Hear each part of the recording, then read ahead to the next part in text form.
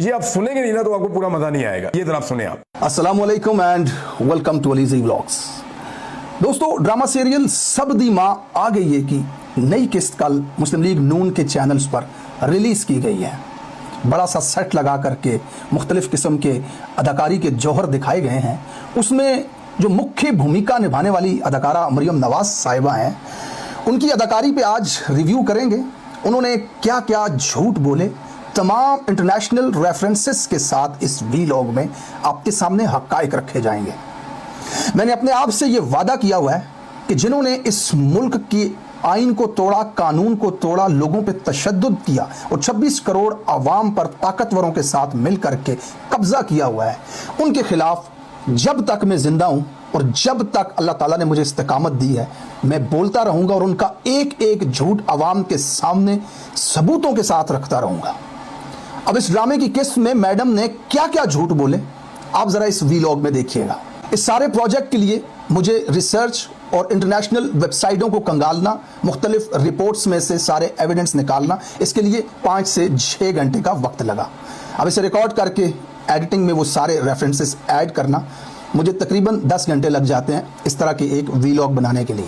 तो आपसे गुजारिश है कि आपने लाइक का बटन ज़रूर प्रेस करना है, कमेंट सेक्शन में ख्यालात का इजहार कर देना है, और अगर वीलॉग बहुत ही पसंद आ जाए तो थैंक्स के बटन पे क्लिक करके आप मुझे अप्रिशिएट भी कर सकते हैं। अब आते हैं ड्रामा सीरियल सब दी माँ आ गई है की नई किस्त के रिव्यू की तरफ। सबसे पहले मैंने सिफारिश का कल्चर खत्म किया, रिश्वत का कल्चर खत्म किया, वरना यही चीफ मिनिस्टर्स ऑफिस, मैं किसी का नाम नहीं लेना चाहती, ये व्हीलिंग और डीलिंग के अड्डे बने हुए थे कि जहां पे बैठ के हर एनओसी का पैसा लिया जाता था, हर ट्रांसफर का पैसा लिया जाता था, हर फाइल को फॉरवर्ड करने का पैसा लिया जाता था, और अपने बिजनेसेस को स्ट्रेंथन करने का पूरा एक नेटवर्क चल रहा था पंजाब के अंदर। अब पहली मर्तबा मैं मरियम नवाज की किसी बात से इत्तेफाक करता हूँ। यहाँ पे जो कुछ मरियम नवाज ने कहा वो बिल्कुल सच कहा है कि पंजाब में 10 साल तक इनके चाचा हुजूर जो थे वो वजीर आला थे, और किस तरह से हुकूमत चलाई जाती थी, किस तरह से रिश्वत ली जाती थी, किस तरह से डीलें की जाती थी, इसके तमाम एविडेंस आज आपके सामने रखता हूँ। पंजाब हमेशा से नून लीग और शरीफ परिवार के पास रहा है, और इन्होंने क्या हालत की है पंजाब की, आप ज़रा ये रिपोर्ट्स देखिएगा। National accountability bureau of Pakistan की रिपोर्ट के मुताबिक, द डॉन न्यूज़ के मुताबिक और नैब रेफरेंस 2019-2018 के मुताबिक, सरकारी हाउसिंग स्कीम में कवायद के खिलाफ ठेके दिए हमजा शहबाज शरीफ ने और शहबाज शरीफ ने।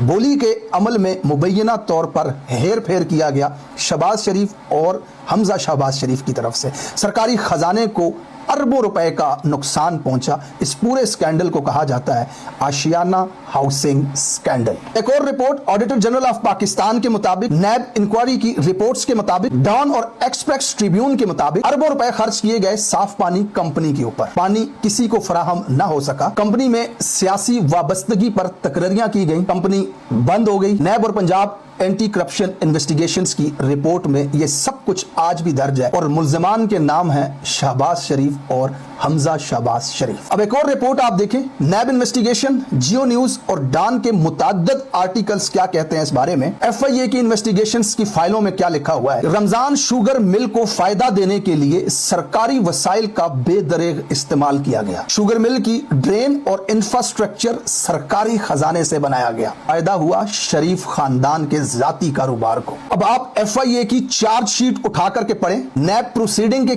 केसेस की फाइलों को जाकर के देखें, कोर्ट रिकॉर्ड्स 2018 से 2022 तक के निकालें तो शरीफ खानदान के जेली अकाउंट्स मिलेंगे आपको, मशकूक ट्रांजैक्शंस का भरमार मिलेगा आपको, बैरून मुल्क रकूम की मुंतकिली का रिकॉर्ड मिलेगा आपको, और केसेस थे शहबाज शरीफ और सलमान शहबाज शरीफ के खिलाफ। इनके नौकरों के अकाउंट से 16-16 अरब रुपए की बरामदगियां की गई। इनके नौकर जिनके अकाउंटों से यह पैसा निकला, मशकूक तरीके से हार्ट अटैक के जरिए वफात पाते रहे। मुतअद्दिद केसेस आज भी रिकॉर्ड का हिस्सा हैं कि जहां पे अदालत को रिकॉर्ड चाहिए होता था वहां सरकारी दफ्तर में आग लग जाती थी और फाइलें जल जाती थी। नैब इंटेरोगेशंस रिकॉर्ड के मुताबिक अदालत में ब्यूरोक्रेट्स गवाहों के बयानात जो कि रिकॉर्ड्स का हिस्सा हैं, उनके मुताबिक इन्वेस्टिगेशन जर्नलिज्म और डॉन के आर्टिकल्स के मुताबिक ट्रांसफर्स और पोस्टिंग में हमजा शहबाज शरीफ और सलमान शहबाज शरीफ इंटरफेयर्स करते थे, तरक्याती फंड्स पर असरअंदाज होते थे, ब्यूरोक्रेसी के ऊपर दबाव डालते थे, फाइलें आगे करने के लिए सिफारिशें करते थे। अब पंजाब गवर्नमेंट नोटिफिकेशन 2018 उठा करके आप पढ़ें, इन्वेस्टिगेशन कॉलम आप डॉन न्यूज का उठा करके पढ़ें, सरकारी कंपनियों और अथॉरिटीज में जाती सिफारिशात पर अपने खानदान और करीबी ताल्लुकात के लोगों को भर्ती किया गया। बल्दियाती और तरक्कियाती इदारों में पार्टी के साथ वाबस्तगी को तरजीह दी गई और यह सब किया शरीफ खानदान के सपुत्रों ने। जो कुछ भी मैडम ने इस छोटे से क्लिप में बताया वो बिल्कुल सच है। पंजाब को पिछले 30 साल से शरीफ खानदान ऐसे ही चला रहा है। ये वही मैडम है जो आज अदाकारी करते हुए अपने आप को सबदी मां कह रही हैं। ये टेलीविजन स्क्रीन पे बैठ करके कहती थी कि मेरी लंदन तो क्या, मेरी पाकिस्तान में भी कोई जायदाद नहीं है। सेंट्रल लंदन में प्रॉपर्टीज तो दूर की बात है, मेरी पाकिस्तान में भी कोई प्रॉपर्टी नहीं है। और फिर बाद में इन्होंने अपने गोशवारों के अंदर अरबों रुपए की जायदाद दिखा दी।